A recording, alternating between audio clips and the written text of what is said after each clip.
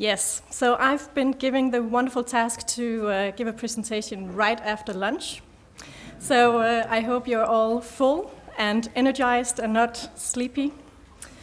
Yeah, as Claire just said, I am Rikke Lonne. I'm not Mr., but Mrs. I am a consultant in BL, and I am also the project manager of the project I will be speaking about today.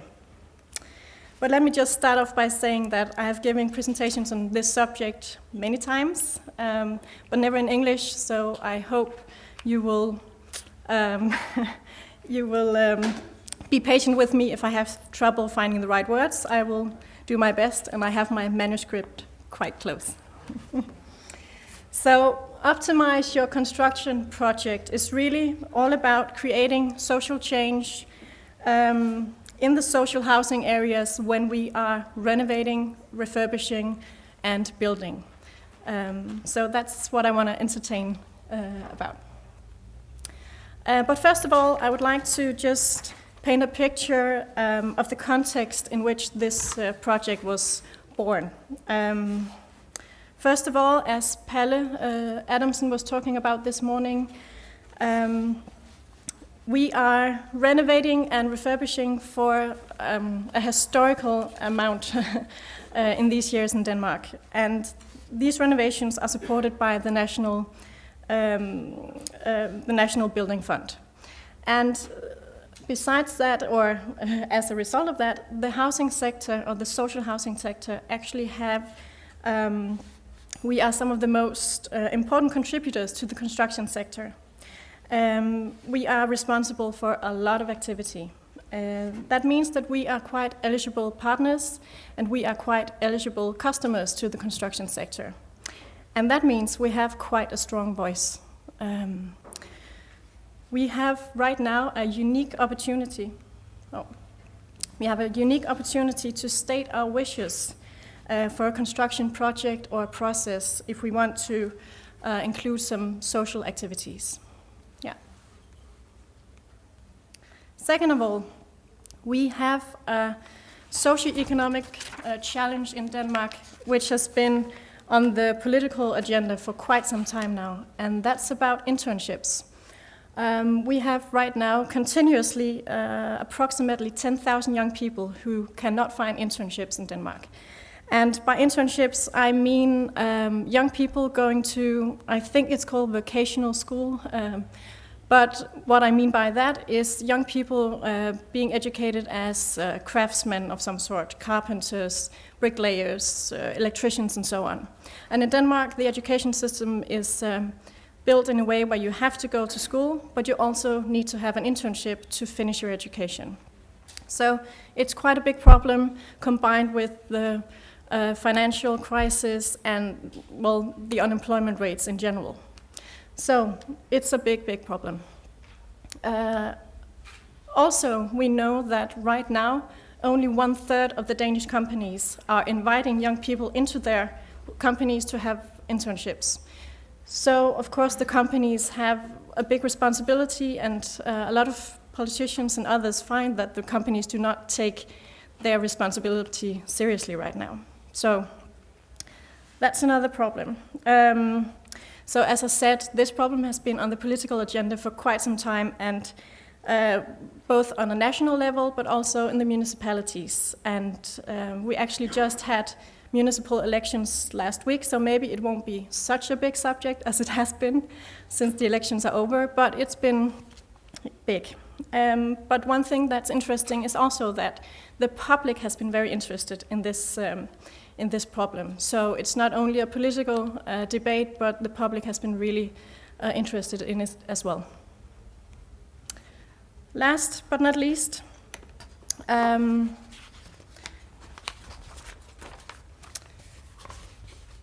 the social housing sector in Denmark provide housing for all parts of society. But we do house the tenants that are most vulnerable. And some of the housing areas where we see a big concentration of course, single families, children, immigrants, unemployment, lack of education, and so on, are what we call the challenged areas or socially challenged areas here in Denmark. And in these areas, we do a lot of social development work to increase cohesion and sustainability. But also the people living in these areas are the people, or some of the people, looking for these internships, looking for jobs, and so on. So we have really a big, a significant overlap of interests here. That's where I'm getting at. We have the potential, we have the renovations, we have a strong voice, and the cooperation with the construction companies. And we have the tenants that are seeking the internships, that are seeking the jobs. And we have this overall political focus on this issue. So we have all the potential right now to create social change. And that's what this project is about. Okay, that was the background. So where did it all begin? In 2011, BL established a partnership with the Danish Construction Society Association. And members of the two organizations, they encouraged their members to support the creation of internships and other sorts of jobs. So it was about encouraging and about handshakes and so on. When the handshake was given between the directors of the two organizations, 3 social housing organizations immediately committed to the project, and they established a voluntary partnership with their contractors. Those were organizations having big renovations. So they established the partnership right away. But it turned out to be quite a difficult task, and we did not see the results we had been hoping for, unfortunately. The internships and the job creation did not just show itself from one day to the other. But in hindsight, I would say, of course not. We all get smarter, luckily. So to create the internships and other sorts of jobs and education in the local area, it's a new project for a lot of the housing organizations. Many think it's a good idea, but how do we do it? So we really decided just to take a step back and look at the initial agreement and see how can we support our members, not just motivate them or encourage them, but how can we support them so that we create some results.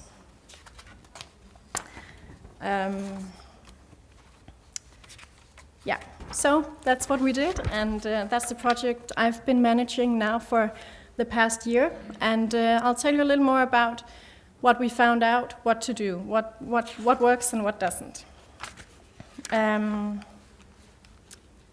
This specific project, I will refer to it as the project, and by that I mean the Optimize Your Construction project. What's specific about this project is that we work with voluntary partnerships, not social clauses. I will get back to that. The creation, we have a focus on the creation of internship. There is, as I said, a major political focus on this, and it makes really good sense for our tenants.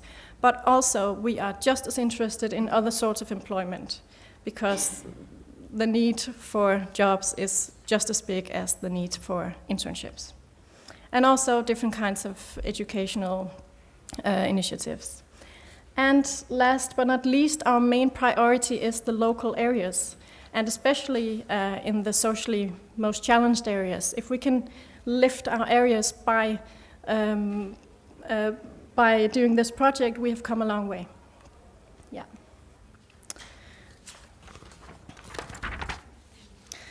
So a little bit about why we focus on the voluntary partnerships. Well, in short, in Denmark, the responsibility for creating jobs, internships, and so on does not, in a legal sense, lie with us or in the social housing organizations. We all, I think most of us in the sector in Denmark, agree that it's a good idea, but it is not our responsibility in the end. We see a lot of opportunity, but we cannot commit to it legally, or in that sense. So we try to draw a quite strict line here. So according to the public procurement directives, we need to have an objective reason for writing it into our tenders as a social clause. And we do not see that we have, in that way, an objective reason for doing that. And besides that, we find that we could have some problems also when it comes to transparency, proportionality, and equal treatment. And if we work with the social clauses, we have to do it right. And I must admit, I have seen someone try to do it right, and it's really difficult, and we would very fast end up with, potentially problems. So we encourage our members to use the voluntary partnerships.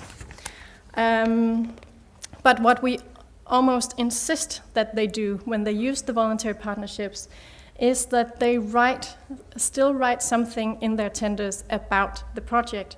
They do not have to write it as an obligation, but they can write it as a point of interest as soon as the contract has been signed.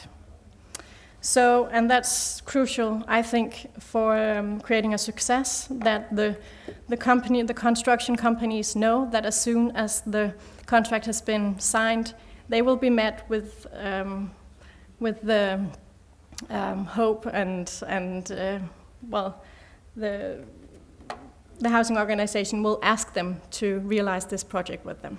So that's one thing I've written a text I've secured from BL, that we have a text to put into the tender that our members can use, but also we've tried in different ways. I had some material here. It's not. Sorry.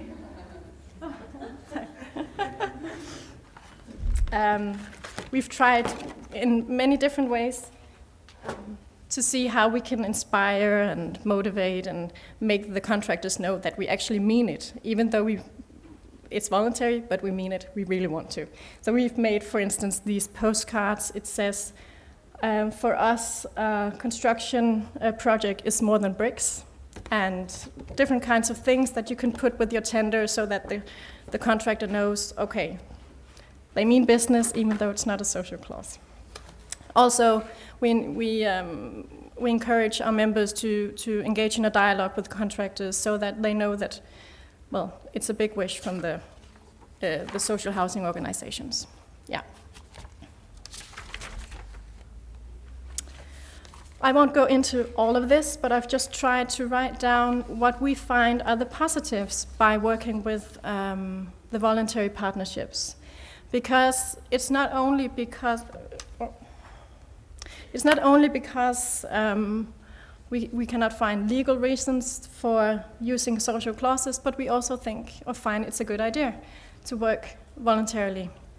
We see that it's a real positive way to cooperate with our contractors. So I won't, as I said, go through all of it, but I'll just enhance some of it and say the flexible solutions are really important to us, and the dialogue we're able to have with the contractors. We invite them to participate in a partnership. We invite them to tell us what they think are the possibilities. Can they maybe establish 3 internships and take 2 unemployed or 2 unskilled workers in for a limited period? We ask them, how do they see the potential in this construction project? And also, most importantly, we would like to bring change to the local area. We would like to bring change to the area where we are renovating, for example. So we can use this project to lift the socially challenged areas and create jobs, education, and so on. Yeah. In short, there are problems. I won't lie to you. For instance, we have no means of sanction. When it's voluntary, it's voluntary. We have no means of sanction. So we have to motivate all we can.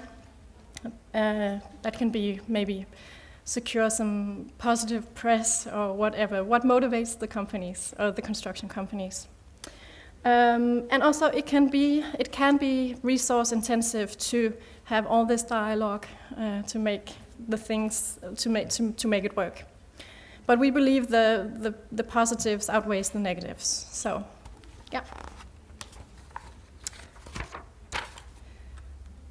So I started off by engaging in a dialogue with our members. I asked them who have already established dialogue or partnerships with the contractors when they are renovating, refurbishing, and so on, who are interested in doing so, and what works and what doesn't work. And with all this information, I was able to describe or create a model or a how-to guide so that other members could benefit from all the experiences that had already been made. So my job has been to inspire, motivate, but most importantly maybe to help. I've been out there, I've been to the meeting with the contractors, and I've been supporting the members as good as as my time allowed me to, as much as my time allowed me to. Also, I've created some material, and you'll find it here in your bags. I've had it translated so you can see what how we try to motivate our own members to work with this project. Yeah, and all the information is on our website, and also I have a hotline so our members can call me, write me emails, or invite me to meetings if they want me to help. Yeah. Most importantly, this project is a project of co-creation. The housing organization is not the one responsible for creating the internships alone, is not responsible for finding jobs alone. The part that the housing organization can play is to facilitate a meeting, to invite the relevant organizations to meet with the contractor. I have sometimes seen that I call it a vocational school. I hope it makes sense in English, but if it doesn't, the schools that educate the craftsmen, the electricians, bricklayers, and so on. I've sometimes seen that the socially challenged area has this kind of school as a neighbor, and a huge renovation can be going on without the school and the renovation communicating at all. So you can have all the interns in a school, and then the next door neighbor is a huge renovation with a lot of contractors, and there's no interaction. So that's one of the things we can do, is bring these different parts together and have them have a dialogue. Yeah. So co-creation is the most important thing. I've written vocational school, the job center, the authority where you show up if you get fired, if you need a job. That's where you go here in Denmark. So they are very important as well. Also, it can be like local projects you could invite, and there can be a million local projects in a socially challenged area, and they could be really relevant to invite into this partnership as well. Everyone who can contribute. So, but most importantly, the housing organization is not responsible for the jobs itself, but they can have another function. Okay, second of all, motivating the contractor is crucial. As I said, in the end, we rely on his goodwill. If he says thanks but no thanks, we have no project. So it's really important to make sure they find this is a good opportunity for them, because in the end, they are the ones who have to open up their companies to invite the young people in or the unemployed in. And last, I just want to stress that a mutual commitment is essential when even though it's voluntary, I would at any time recommend that you agree on what your partnership or your co-creation project is all about. And also you'll find like a checklist to make a mutual agreement in here. So I've really tried to make it like on a very low practical level. You have to write a paper and well, you can find it in here. Okay. Yeah, one thing, it gets a slide by itself because it's so important, that within the social housing organizations, you have those in charge of for example, the renovation project. the manager of the project can be an architect or a former contractor. So they are working with creating houses, and that's what they do, and that's wonderful. On the other side, you have maybe the manager of a local social project, and for this project to be a success, it's really important that those two talk to each other, because they know how to do different things. If it's the manager of the building project himself who's responsible for social change, it's quite new for him, I must say. So it's important that to invite your colleagues in, those who know how to create social change. Yeah. Sometimes they don't know each other. They can work in the same area, but they don't know each other.